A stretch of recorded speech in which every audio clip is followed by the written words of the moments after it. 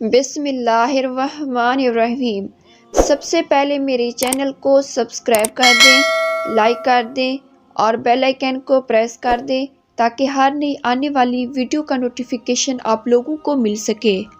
حضرت ذوالکفل علیہ السلام نبی تھے، بلکہ ان کے دور میں ایک نیک و پرہیزگار شخص تھے جو دن میں 100 نمازیں پڑھتا تھا۔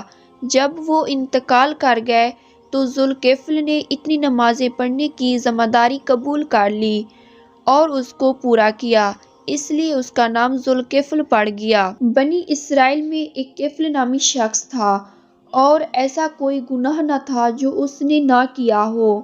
ایک بار ایک عورت اس کے پاس آئی، اس نے کچھ رقم بطور قرض مانگی تو کفل نے اس کو 60 دینار اس شرط پر دیے کہ اس سے بدکاری کرے گا۔ جب وہ اس کے پاس گیا اور اس طرح بیٹھا کہ جیسے کہ مرد اپنی بیوی کے پاس بیٹھتا ہے تو وہ خوف سے کانپنے لگی اور رونے لگی۔ کفل نے پوچھا، کیوں رو رہی ہے؟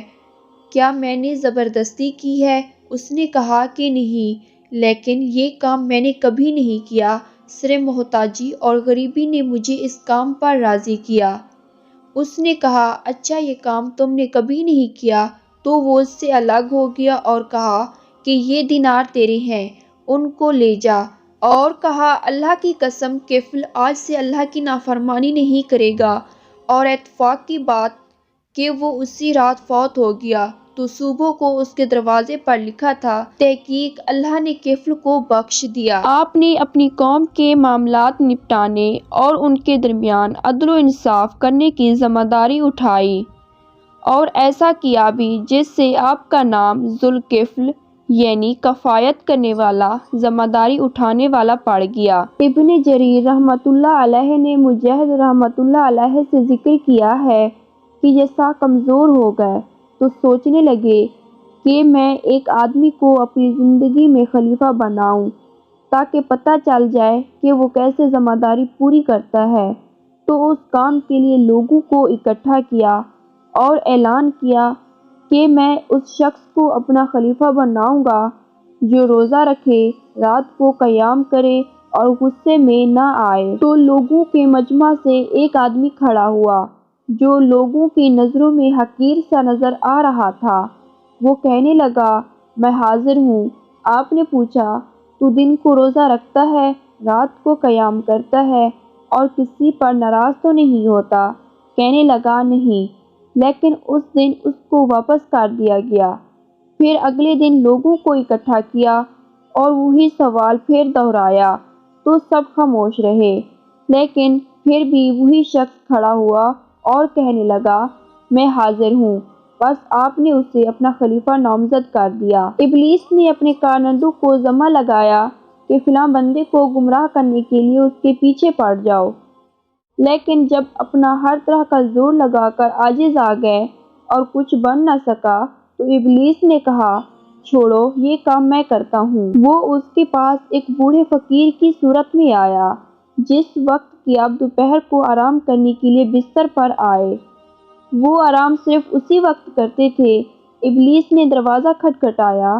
آپ نے پوچھا، کون؟ ابلیس نے کہا کہ میں ایک بوڑھا مظلوم ہوں۔ آپ اٹھے اور دروازہ کھولا تو وہ بوڑھا اپنا واقعہ سنانے لگ گیا۔ وہ اس طرح کہ میرا اور میری قوم کا آپس میں جھگڑا ہوا ہے اور انہوں نے مجھے اس طرح کہا ہے، اور بات اتنی لمبی کر دی کہ شام کا وقت ہو گیا اور آپ کے آرام کا وقت گزر گیا۔ تو آپ نے فرمایا کہ میں شام کو بیٹھوں گا اور آپ کو آپ کا حق دلا دوں گا۔ یہ بات کر کے بوڑھا ابلیس چلا گیا۔ آپ مجلس میں گئے تو اس بوڑھے کو دیکھتے رہے مگر وہ نظر نہ آیا۔ پھر آپ اگلے دن صبح کو مجلس میں بیٹھے اور اس بوڑھے کو تکتے رہے مگر وہ بوڑھا کہیں سے نظر نہ آیا۔ پھر آپ اگلے دن صبح کو مجلس میں بیٹھے اور اس بوڑھے کو دیکھتے رہے مگر وہ پھر بھی نظر نہ آیا۔ پھر آپ صبح بیٹھے اور لوگوں کے درمیان فیصلہ کرتے رہے اور اس بوڑھے کا انتظار کرتے رہے مگر وہ پھر بھی نظر نہ آیا۔ پھر جب عین دوپہر کے وقت آرام کا وقت ہوا تو آپ آرام کے لیے بستر پر آئے تو اس بوڑھے نے دروازہ کھٹکھٹایا۔ تو آپ نے کہا، کون؟ اس نے کہا بوڑھا مظلوم ہوں، آپ نے دروازہ کھول دیا اور اس سے کہا کہ کیا میں نے تجھ سے نہیں کہا تھا کہ جب میں مجلس میں بیٹھوں تو میرے پاس آنا۔ اس نے کہا کہ وہ گندے لوگ ہیں۔ جب ان کو پتہ چلا کہ آپ نے فیصلے کے لیے مجلس میں بیٹھنا ہے تو وہ لوگ کہنے لگے کہ ہم آپ کو آپ کا حق دیتے ہیں۔ جب آپ مجلس سے اٹھ کھڑے ہوئے تو پھر ان لوگوں نے انکار کر دیا۔ آپ نے فرمایا اچھا پھر شام کو میرے پاس آنا۔ اس طرح اس دوسرے دن بھی آپ کے آرام کا وقت جاتا رہا۔ پھر آپ شام کو اپنی مجلس میں گئے لیکن وہ بوڑھا پھر بھی نہ آیا اور آپ اس کا انتظار کرتے رہے۔ اب آپ پر نیند غالب آ رہی تھی۔ آپ نے اپنے گھر والوں سے کہہ دیا اب دروازے کے قریب کسی کو نہ آنے دینا تاکہ میں آرام کر سکوں، کیونکہ نیند مجھے ستا رہی ہے۔ اب وہ وقت آیا تو پھر وہ آ گیا۔ دربان نے کہا کہ پیچھے جاؤ۔ اس نے کہا کہ میں کل آیا تھا اور میں نے اپنا معاملہ ذکر کیا تھا۔ دربان نے کہا کہ اب ایسا نہیں ہو سکتا کیونکہ انہوں نے سختی سے منع کر رکھا ہے کسی کو نہ آنے دینا۔ جب بوڑھا عاجز تنگ آ گیا تو اس نے گھر کی چھوٹی کھڑکی دیکھی تو وہاں سے اندر جا کر اس نے اندر کا دروازہ کھٹکھٹانا شروع کیا۔ آپ بیدار ہوئے اور کہا کہ او فلانے، میں نے تجھے نہیں کہا تھا کہ کوئی شخص اندر نہ آنے دینا؟ اس دربان نے کہا جناب یہ میری طرف سے داخل نہیں ہوا، آپ خود ہی اس بات کا جائزہ لے لیں، یہ کہاں سے اندر آیا ہے؟ تو آپ کھڑے ہوئے اور دیکھا دروازے اسی طرح بند ہیں جیسے اس نے بند کیا تھا، لیکن آدمی پھر بھی گھر میں موجود ہے۔ تو وہ سمجھ گئے کہ یہ کون ہے۔ تو آپ نے اس سے کہا کہ تو اللہ تعالیٰ کا دشمن ہے۔